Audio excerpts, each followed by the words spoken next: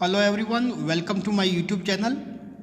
In this video, I am going to discuss two important results of beta and gamma function.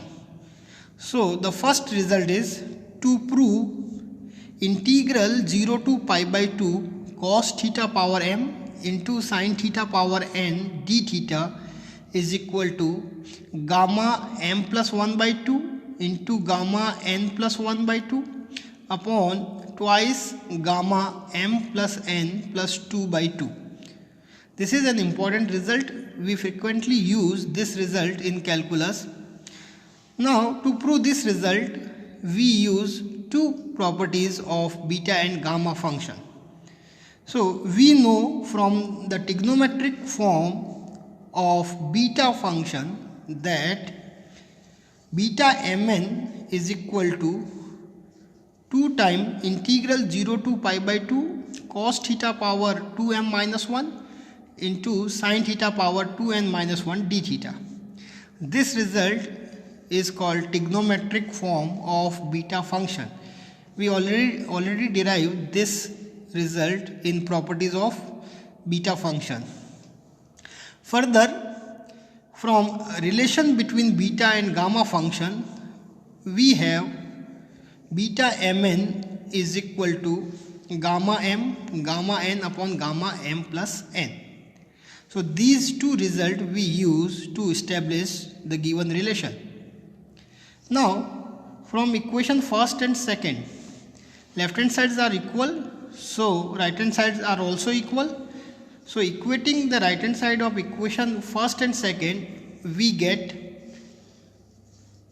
the integral 2 times 0 to pi by 2 cos theta power 2m minus 1 into sin theta power 2n minus 1 theta d theta equal to gamma m into gamma n upon gamma m plus n. Now in relation third, we replace m by m plus 1 by 2 and n by n plus 1 by 2. So replacing m by m plus 1 by 2 and n by n plus 1 by 2, we get 2 times integral 0 to pi by 2 cos theta power 2 into, here m replaced by m plus 1 by 2, so 2 times m plus 1 by 2 minus 1 into sin theta power 2 n plus 1 by 2 minus 1 d theta equal to, in right hand side we have gamma m plus 1 by 2 into gamma n plus 1 by 2 upon gamma m plus 1 by 2 plus n plus 1 by 2. Now here 2 to 2 cancel, then we have m plus 1 minus 1, so negative positive 1 cancel and we have only cos theta power m here into, here 2 to 2 cancel, then we have n plus 1 minus 1, again positive negative 1 cancel and we have sin theta power n d theta. So after simplification we have 2 times 0 to pi by 2 integral cos power m theta into sin power n theta d theta equal to gamma m plus 1 by 2 into gamma n plus 1 by 2 upon, here we take 2 LCM, so we have gamma m plus n plus 2 by 2. Now we have 0 to pi, we transfer this multiplication term 2 in right hand side, then we have integral 0 to pi by 2 cos power m theta into sin power n theta d theta equal to gamma m plus 1 by 2 into gamma n plus 1 by 2 upon twice gamma m plus n plus 2 by 2. So this is the required result. Next result is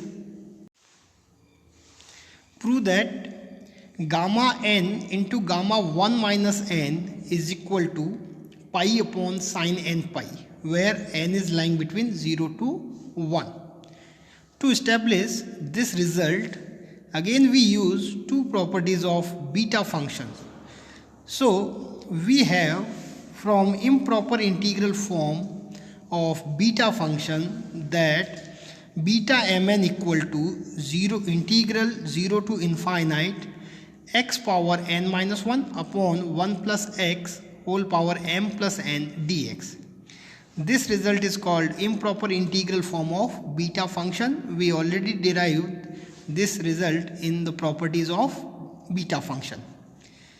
Next, from relation between beta and gamma function, we have beta mn is equal to gamma m into gamma n upon gamma m plus n. Now, in relation first and second, left hand sides are equal, so right hand sides are also equal. Therefore, by equating the right hand side of equation first and second, we have gamma m into gamma n upon gamma m plus n equal to integral 0 to infinite x power n minus 1 upon 1 plus x whole power m plus n dx. Now in relation third, we substitute m plus n equal to 1. So by replacing m plus n equal to 1, or we can say m equal to 1 minus n, we get here gamma m become gamma 1 minus n into gamma n upon gamma 1. So we have gamma n minus 1, gamma 1 minus n into gamma n upon gamma 1 equal to integral 0 to infinite x power n minus 1 upon 1 plus x whole power 1 dx.